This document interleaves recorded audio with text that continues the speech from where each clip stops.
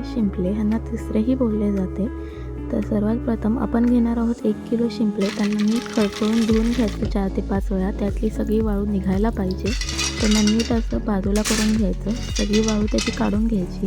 नंतर हे शिंपले नीट शिजवून घ्यायचं गॅसवर 5 ते 10 मिनिटं। शिंपले शिजेपर्यंत आपण करणार आहोत कांदा, खोबरं आणि गरम मसाल्याचं वाटण।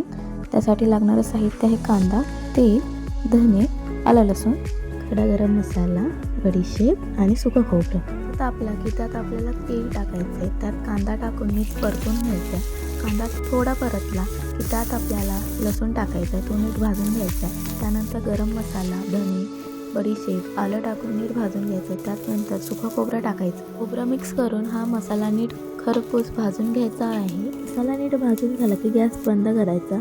थंड झालेला मसाला मिक्सरमध्ये फिरवून घ्यायचा आहे 4 ते 5 वेळा। दुधात त्यात पाणी टाकता। एकदा की मसाला नीट बारीक झाला, आपलं हे वाटण रेडी आहे।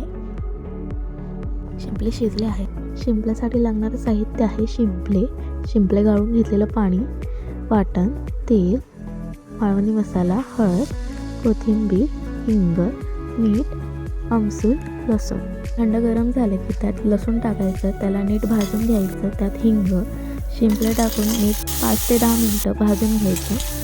शिंपले भाजून झाले की त्यात मालवणी मसाला, हळद, आमसूल टाकून नीट मिक्स करून घ्यायचं। त्यात चवीनुसार मीठ टाकायचं आणि एक वाफ काढून घ्यायची 5 ते 10 मिनिटं। वाफ काढून झाली की त्यात 2 चमचे वाटण टाकायचं। वाटण नीट मिक्स करून घ्यायचं शिंपल्यांमध्ये। मग हवं तेवढं पाणी टाकायचं शिंपल्यांमध्ये। त्यात कोथिंबीर टाकून नीट मिक्स करून घ्यायचं शिंपले।